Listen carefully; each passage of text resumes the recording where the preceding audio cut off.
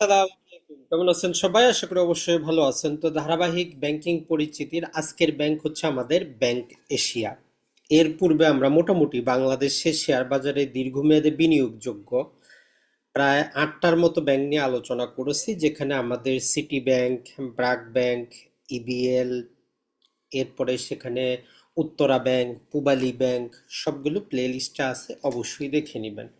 একটা জিনিস মনে রাখবেন, ব্যাংকের শেয়ারে যদি আপনি বিনিয়োগ করে থাকতে চান, অ্যাটলিস্ট ৫ থেকে ১০ বছর বিনিয়োগ করার যদি ইচ্ছা থাকে তবেই বিনিয়োগ করবেন দীর্ঘমেয়াদে। আর না হলে শর্ট টার্মে আপনি ৬ মাস ১ বছরের মেয়াদে সুইং ট্রেডিং কিন্তু করতে পারেন। আর যেই কোনো ব্যাংকের ক্ষেত্রে আপনি যদি এত কিছু নাও বুঝেন, যদি আপনি সেখানে সেভিং অ্যাকাউন্ট, কারেন্ট অ্যাকাউন্ট, এফডিও যদি করতে চান, একদম সিম্পল আপনি ৩টা ফর্মুলা ব্যবহার করতে পারেন। একটা হচ্ছে ব্যাংকটার এনপিএল মানে নন পারফর্মিং লোন, খেলাফি ঋণের পরিমাণ কত, যাতে সেটা 10%-এর কমে থাকে। এইটা ১ নাম্বার ক্রাইটেরিয়া। কারণ হচ্ছে 10%-এর বেশি খেলাফি ঋণ থাকলে সে ডিভিডেন্ড দিতে পারবে না। ২ নাম্বার হচ্ছে ওই ব্যাংকটার ইপিএস যাতে প্রতি বছর ডবল ডিজিটে বৃদ্ধি পায়। আর ৩ নাম্বার যেটা, সেটা হচ্ছে ওই ব্যাংকটার লোন যাতে প্রতি বছর 10 ডিজিটে বৃদ্ধি পায়, তাহলে আপনার টাকাটা কি হবে, বিকশিত হবে। তো যাই হোক, বাংলাদেশে আমরা ১৮-২০ কোটি মানুষের মধ্যে এখনো ২০২৬ সালেও দেখা যায় যে ৫১% ব্যক্তির কোনো ব্যাংক অ্যাকাউন্ট কিন্তু নাই, ব্যাংকের সাথে তাদের সরাসরি কোনো যোগাযোগ নেই। ব্যাংক এশিয়া এই দিকটা মাথায় রেখে তারা যেটা করেছে সেটা হচ্ছে তাদের প্রত্যন্ত অঞ্চলে তারা এজেন্ট নিয়োগ দিয়ে প্রত্যন্ত অঞ্চলের মানুষের টাকা তাদের অ্যাকাউন্টে নিয়ে আসতে পেরেছে। তো সেই হিসাব যদি আমরা করি, প্রায় ৭৫ লক্ষের উপরে তাদের কিন্তু গ্রাহক। আমরা অনেক ভালো ব্যাংকও দেখেছি মাত্র ১০ লাখ ১২ লাখের গ্রাহক, কিন্তু ব্যাংক এশিয়া এখান দিয়ে তারা কিন্তু একটা ভালো কাজ করেছে। আজকের লেটেস্ট নিউজ যেটা আপনারা জানেন, ব্যাংক এশিয়া কি করতেছে, ব্যাংক আলফালা যেটা, সেটাকে তারা সম্ভবত ৫৮৩ কোটি টাকা দিয়ে অধিগ্রহণ করতেছে, যেটাও একটা লাভজনক ব্যাংক ছিল। এর পূর্বে তাদের ইতিহাস থেকে দেখা যায় যে এরা অধিগ্রহণের এক্সপার্ট। এর পূর্বে তারা ২টা ব্যাংকে আরো অধিগ্রহণ করেছে। তো আশা করি, চলুন আজকের ভিডিওটা দেখে আপনি উপকৃত হবেন। আর আমরা একটা কথাই বলবো, ব্যাংকগুলার শেয়ার ক্রয় করার নির্দিষ্ট সময় আছে, প্রসেস আছে, ওই সময় ওই প্রসেস অনুসরণ করে ক্রয় করবেন। ভিডিওটা দেখেই শেয়ার ক্রয় করার কোনো দরকার নাই। এখন কিন্তু সে টপ র্যাঙ্কে আছে, এইরকম দামে আপনি কিনে দীর্ঘমেয়াদে পোষাইতে পারবেন না। তো এই জন্য জাস্ট আগামী কয়েকদিনে দেখবেন যে প্রতিটা ব্যাংকেরই কি হয়ে যাবে, ডিভিডেন্ড ঘোষণা হয়ে যাবে।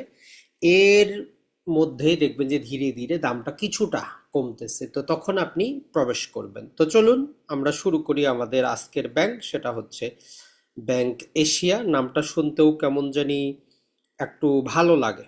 তো এইটা হচ্ছে যে তাদের সম্ভবত এখনো তাদের এই হেডকোয়ার্টার এখনো তারা তৈরি করেনি, এটা তারা তৈরি করবে। তাদের অ্যানুয়াল রিপোর্টে বিভিন্ন জায়গায় এটাই তারা ব্যবহার করতেছে। তবে ডিজাইনটা ভালো, খারাপ কিন্তু না। আমরা যদি তার ইতিহাস দেখার চেষ্টা করি, সেটা হচ্ছে যে ১৯৯৯ সালে সর্বপ্রথম কি হয়, ১৯৯৯ সালে এই ব্যাংকটা প্রতিষ্ঠিত হয়, তার মানে বেশি দিন আগের ব্যাংক কিন্তু না। এরপরে ২০০১ সালে তারা ব্যাংকিং কার্যক্রম শুরু করে। আর এই কার্যক্রম শুরু করার পরে ২০০৪ সালে তারা শেয়ার বাজারে আসে। তাহলে সেই হিসাবে জাস্ট শেয়ার বাজারেও তাদের বেশি দিন কিন্তু না, ২০-২২ বছর সময়। এখন এই বেচারারা শুরু করার সাথে সাথেই অধিগ্রহণ শুরু করে, যদি আমরা দেখার সুষ্ঠু করে একটু পরে আমরা দেখব। শুরু করার পরেই তারা যেটা করে সেটা হচ্ছে কানাডা ভিত্তিক বাংলা ইন্টারন্যাশনাল ব্যাংকের বাংলাদেশি যে শাখাগুলো ছিল, এগুলো তারা কি করে, ব্যাংক অফ নোভা স্কটিয়া, কানাডার একটা ব্যাংক, এর বাংলাদেশি কার্যালয়গুলো তারা অধিগ্রহণ করে নেয়। এর পরের বছরই ২০০২ সালে তারা মুসলিম কমার্শিয়াল ব্যাংক এমসিবি, যেটা পাকিস্তান ভিত্তিক ব্যাংক ছিল, এইটারও বেশি না, ২টা কার্যালয় ছিল, ছোট ব্যাংক ছিল, এটাও তারা অধিগ্রহণ করে নেয়। আর ২০২৬ সালে পাকিস্তান ভিত্তিক ব্যাংক আল ফালা এর কার্যক্রম সহ ৭টি শাখা সহ তারা কিন্তু অধিগ্রহণ করে নিচ্ছে। তো বাংলাদেশের ইতিহাসে খুব কম আছে যে কোনো ব্যাংক অন্য ব্যাংককে অধিগ্রহণ করতেছে। তাই এই ব্যাংকটা গ্রো করার একটাই পদ্ধতি পেয়েছে, সেটা হচ্ছে যে এই ব্যাংকগুলো ভালো চলমান বিদেশি ব্যাংক, বাংলাদেশে যে কোনো কারণবশত ব্যবসা করবে না, ওইগুলোকে অধিগ্রহণ করেই এটা ভালো পর্যায়ে কিন্তু চলে এসেছে অল্প বছরেই। কারণ হচ্ছে এর অধিগ্রহণের ফলে এরা বড় বড় কর্পোরেট, যেগুলো ইন্টারন্যাশনাল কোম্পানি ব্যাংক ছিল, তারা বড় বড় কর্পোরেটকে লোন দিয়েছিল। ওই কর্পোরেট ক্লায়েন্টদেরকে এরা ফ্রিতে পেয়ে গেছে, আন্তর্জাতিক ক্লায়েন্ট তাদের ফ্রিতে পেয়ে গেছে, তাদের অতটা কাজ করতে কিন্তু হয় নাই। এখন যদি আমরা ব্যাংক আলফালা যেটা অধিগ্রহণ করতেছে, এটার এখনো পর্যায়ে আছে, এখনো পরিশোধ করে নাই। আর এর চুক্তির মধ্যে একটা ভালো জিনিস যেটা আমরা দেখেছি সেটা হচ্ছে যে আগামী 1 বছরের মধ্যে যদি ব্যাংক আলফালা প্রদত্ত কোনো ঋণ যদি ডিফল্ট করে, যত টাকা ডিফল্ট করবে অত টাকা তারা পরিশোধ করবে না, আর টাকাটা তারা একসাথে দিবে না, কিস্তিতে পরিশোধ করবে। তো এটা একটা গুড সাইন। যদি আমরা দেখি ব্যাংক আলফালার এর 2022 সালে ছিল মাত্র 43 কোটি টাকা, আর 2022 সালে ছিল 14 কোটি টাকা, আর 2023-এ এটা 43 হয়ে গেছে, আর 2024-এ এসে এটা 65 কোটি টাকা তার প্রকৃত লাভ হয়ে গেছে। যদিও ছোট্ট একটা ব্যাংক, যেটা 2005 সালে বাংলাদেশে কার্যক্রম শুরু করে, তার 7টা শাখা রয়েছে, পাঁচটা আছে রাজধানীতেই, একটা হচ্ছে চট্টগ্রামে, আর একটা হচ্ছে তার সিলেটে। এখন যদি আমরা এর এই গ্রাফসটা যদি দেখার চেষ্টা করেন, এখানে তাদের দেখেন যে 2000 যদি আমরা দেখি 20 সালে ছিল 22 কোটি টাকা, 21 সালে 20 কোটি টাকা, 22 সালে তার সরি নিচেরটা তার, এই যে যদি আমরা দেখার চেষ্টা করি 2020 সালে ছিল 27 কোটি, 2021 সালে 33 কোটি, আর 2022 সালে 14 কোটি। এরপরে 2023-এ দেখেন 43 কোটি, 2024-এ 653 কোটি। তার মানে একটা লাভজনক ব্যাংক। তো দেখা যাক তারা তাদের ক্লায়েন্ট সবকিছু অনবোর্ড পেয়ে কি পরিমাণ আগাইতে পারতেছে। এখন চলে আসি ব্যাংক এশিয়া। তাদের 135টা শাখা আছে, পাশাপাশি এই 7টা যখন একীভূত হবে আরো বাড়বে। এটা ছাড়া উপশাখা আছে 15টা, এটিএম বুথ আছে প্রায় 200টার উপরে। এখন আসি তাদের কোর যে এজেন্ট, এরা ব্যাংক এশিয়াই এমন একটা ব্যাংক যারা ব্রাজিলের অনুসরণ করে, বিশ্বের সর্বপ্রথম ব্রাজিলেই এজেন্ট ব্যাংকিং ব্যবস্থা চালু হয়। তার উপর ভিত্তি করে তারা 2014 সালে বাংলাদেশ ব্যাংক থেকে অনুমতি নিয়ে সর্বপ্রথম কোনো বাংলাদেশি ব্যাংক হিসেবে এজেন্ট ব্যাংকিং চালু করে। এই এজেন্ট ব্যাংকিং এ তাদের যদি আমরা দেখার চেষ্টা করি, বর্তমানে এজেন্ট সংখ্যা প্রায় 5051টার মতো। গত 12 বছরে তারা 75 লক্ষ গ্রাহক অর্জন করতে পেরেছে। গ্রামীণ গ্রাহকই হচ্ছে 92%, যারা অ্যাকাউন্ট কিন্তু করতো না। এটা তাদের একটা অনন্য সাফল্যতা আমরা বলতে পারি। তাহলে 559টা তাদের এজেন্ট ব্যাংকিং দেওয়া আছে, 64 ডিস্ট্রিক্টেই তাদের আছে, 500 যে আমরা 34টা উপজেলায় তারা কার্যক্রম বর্তমানে পরিচালনা করতেছে, এমনকি 4139টা ইউনিয়নে। তার মানে বলতে পারেন যে সব জায়গায়। জাস্ট গত কয়েকদিন আগে তারা এজেন্ট ব্যাংকিং এর 12 বছর পূর্তি যেই উদযাপন করেছে। এখন চলে আসি আমরা তাদের ইসলামিক ব্যাংকিং। এখন ব্যাংক আল ফালা যেটা ছিল সেটাও কিন্তু ইসলামিক ব্যাংকিং এর অন্তর্ভুক্ত। তো ব্যাংক আল ফালা অধিগ্রহণের মাধ্যমে ইসলামিক ব্যাংকিং উইন্ডো এবং ইসলামিক ব্যাংকিং সেবাটা কিন্তু তার বৃদ্ধি পাবে।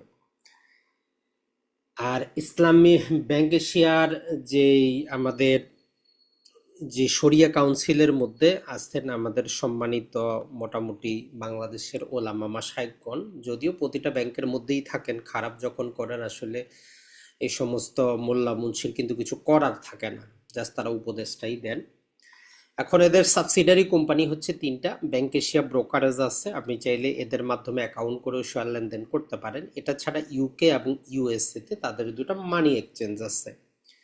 ডিজিটাল সেবার জন্য তাদের অ্যাপস আছে, অ্যাপসের মাধ্যমে আপনি লেনদেন করতে পারেন। ইন্টারনেট ব্যাংকিং আছে, এসএমই রিটেল তাদের শক্তিশালী। তো ওভারঅল বলতে পারি যে এইটা একটা নতুন ভাবে জেগে উঠতেছে এমন ব্যাংক, বেশি দিন পুরাতন না, নতুন।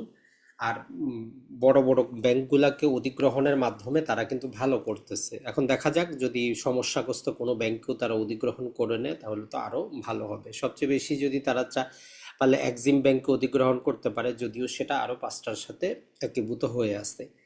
এখন যদি আমরা দেখি তার যদি কেউ বিনিয়োগ করতো 2015 সালে, তখন শেয়ারের দাম ছিল 10 টাকা 5 পয়সা, 2016 সালে 12 টাকা 4 পয়সা, 17-তে 17 টাকা, 18-তে 15, 19-এ 16, 20-এ 16, 21-এ 19, 22-এ 18, 23-এও 18, 24-এ 25, আর অতি সম্প্রতি 21 টাকায় ট্রেড হচ্ছে তার শেয়ার দাম। তো শেয়ার দাম দেখে তো আমরা বুঝবো না, আমাদেরকে পি রেশিও অনুযায়ী হিসাব করতে হবে সস্তা না দামি। তো এখন তার পি রেশিও যেটা চলতেছে, ব্যাংকটা অতটা সস্তাও না আবার ওভার ভ্যালুও না, 6.4-এ চলতেছে।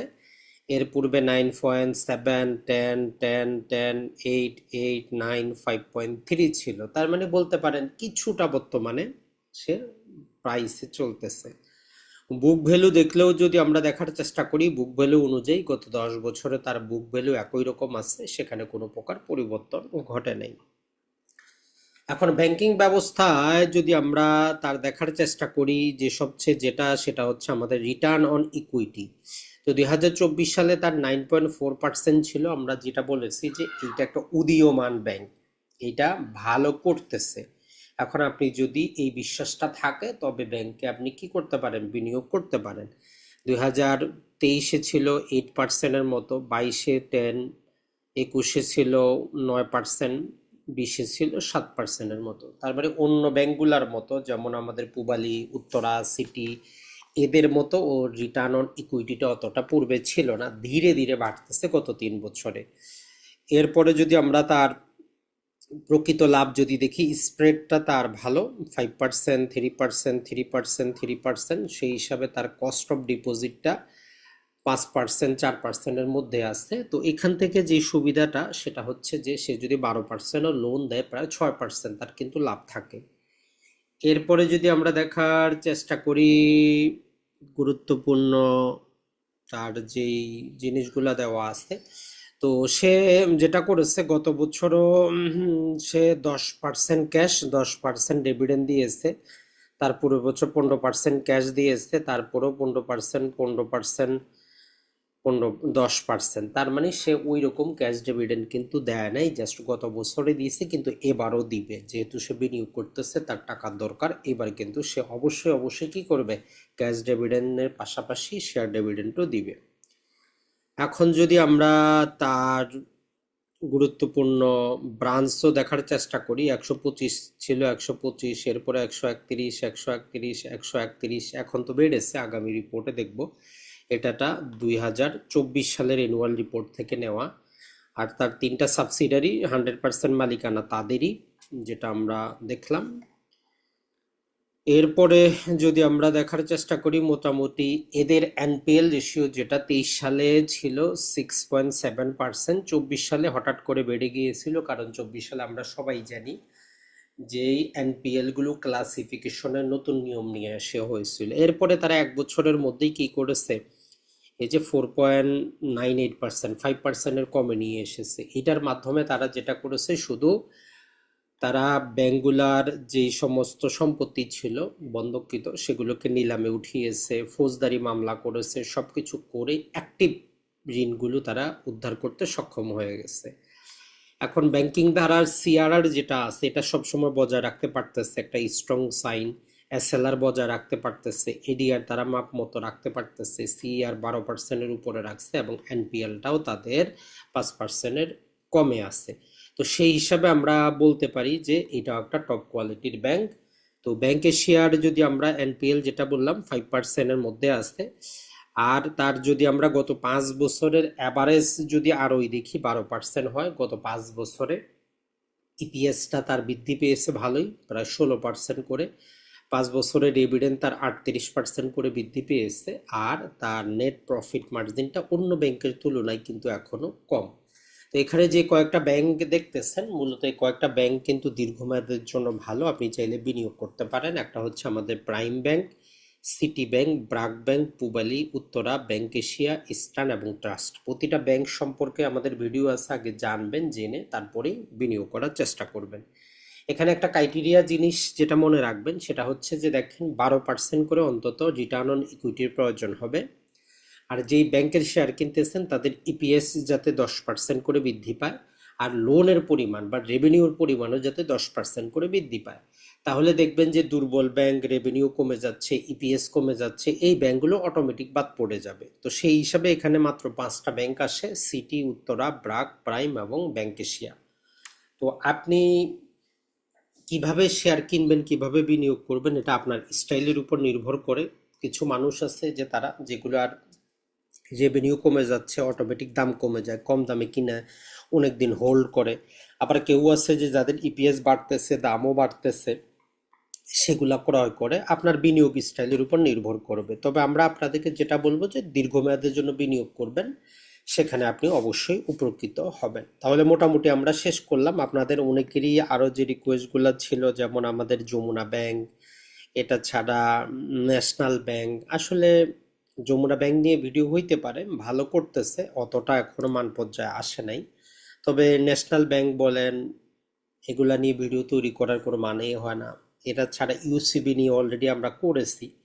পাশাপাশি আরও যেই সমস্ত ব্যাংকগুলার বলতেছেন, এগুলো বিনিয়োগযোগ্য না। যখন বিনিয়োগযোগ্য হয়ে উঠবে তখন অবশ্যই আমরা ভিডিও তৈরি করার চেষ্টা করব। তবে হ্যাঁ, যমুনা এবং এনসিসি, এ দুটার উপর ইনশাল্লাহ আমরা ভিডিও নিয়ে আসবো। আসসালামু আলাইকুম, ভালো থাকবেন।